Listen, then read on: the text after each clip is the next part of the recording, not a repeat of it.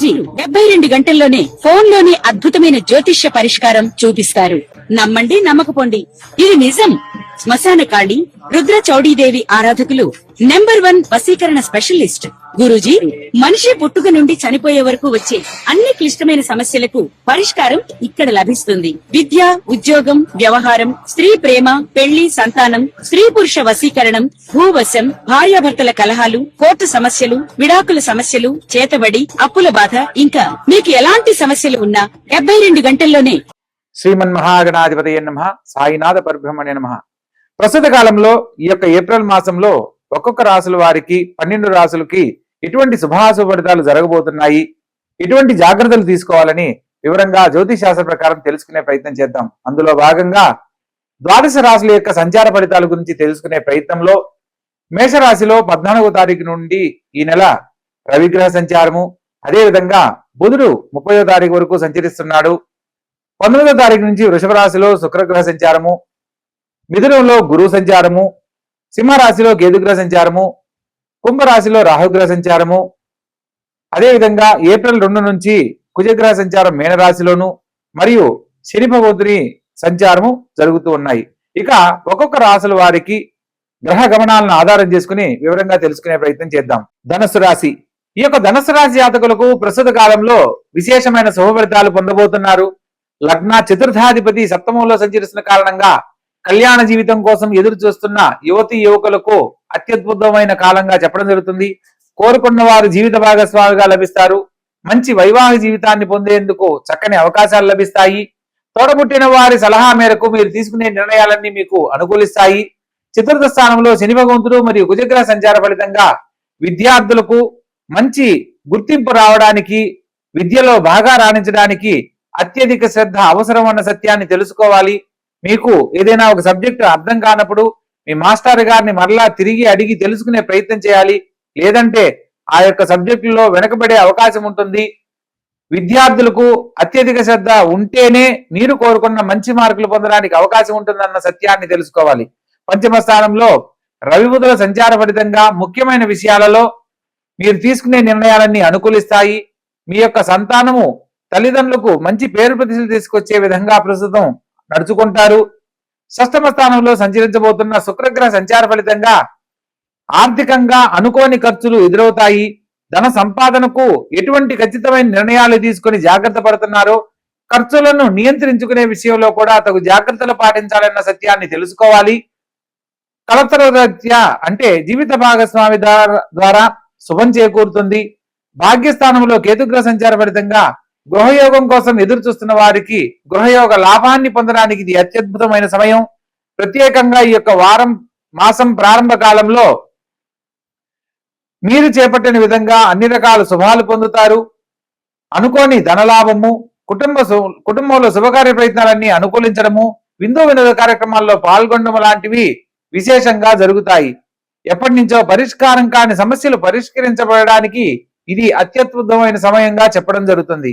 మొత్తం మీద ఈ రాశి వారికి లగ్న చతుర్థాధిపతి సప్తమంలో సంచరిస్తున్న కారణంగా వివాహ జీవితం ఆలస్యం కాకుండా ఉండడానికి గురుగ్రహ సంబంధమైన పరిహారాలు ఆచరించాలి.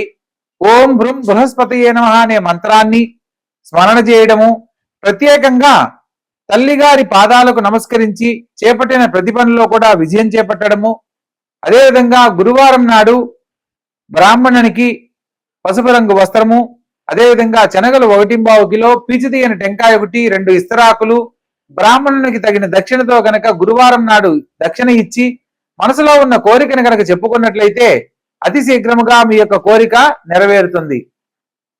కాబట్టి మొత్తం మీద ఈ రాశి వారికి అర్ధాష్టమ కుజుడు జరుగుతున్న సందర్భంలో కుజగ్రహానికి సంబంధించి ఓం భౌమాయ నమః అనే మంత్రాన్ని గాని, లేదా కుజునికి ప్రత్యేక దేవతగా సుబ్రహ్మణ్యేశ్వర స్వామిని ఓం స్కందాయ నమః అనే మంత్రాన్ని స్మరణ చేసుకున్నట్లయితే సంపూర్ణమైన ఆరోగ్యము, ఆనందకరమైన జీవితము, ఆర్థిక లాభము సకాలంలో పొందుతారు.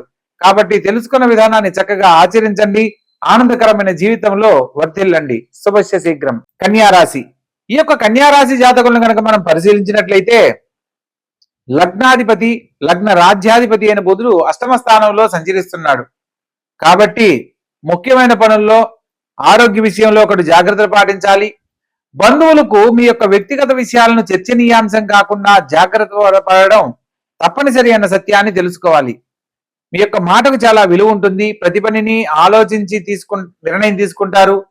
మీరు చేసే ప్రతి పనిలో కూడా మంచి గుర్తింపు లభించేలా అవకాశాలు ఉన్నప్పటికీ మీరు ఎవరినైతే మనస్ఫూర్తిగా నమ్ముతారో వారి వైపు నుంచి కొంత వ్యతిరేకతను ఎదుర్కోవడానికి కూడా అవకాశం ఉంటుంది. ప్రత్యేకంగా సప్తమ స్థానంలో శని భగవంతుడు కుజగ్రహ సంచారం జరుగుతున్న కారణంగా వివాహ జీవితంలో సమస్యలు రాకుండా జాగ్రత్త పడాలి. కొన్ని సందర్భాలలో ఎప్పటి నుంచో పరిష్కారం కాని సమస్యలు, కోర్టు సమస్యలు తిరిగి మిమ్మల్ని ఇబ్బంది పెట్టే పరిస్థితులకు కారణం కావచ్చు. వీలైనంత వరకు సంయమనాన్ని పాటించండి. ముఖ్యమైన విషయాల్లో మాత్రమే మీరు మాట్లాడే ప్రయత్నం చేయండి. అష్టమ స్థానంలో రవిబుధుల సంచార ఫలితంగా తండ్రి గారి ఆరోగ్యం పట్ల శ్రద్ధ వహించండి. బంధువులకు మీ యొక్క వ్యక్తిగత విషయాలను తెలియనీయకండి. ప్రత్యేకంగా ఆర్థికంగా మాత్రం విశేషమైన శుభఫలితాలు పొందుతారు. అనుకోని ధనలాభం మిమ్మల్ని ఆనందపడేలా చేస్తుంది. చతుర్థ సప్తమాధిపతి అయిన గురువు రాజ్యస్థానంలో ఉద్యోగం కోసం ప్రయత్నం చేస్తున్న వారికి ఉద్యోగ లాభము, ఉద్యోగం ఉన్నవారికి ఉద్యోగంలో ఉన్నవారికి ఉన్నతమైన జీవితాన్ని పొందడానికి, చక్కని అవకాశాలు పొందడానికి ఇది మంచి సమయంగా చెప్పడం జరుగుతుంది. క్షేత్ర సందర్శనం చేసే అవకాశం తప్పకుండా కలుగుతుంది.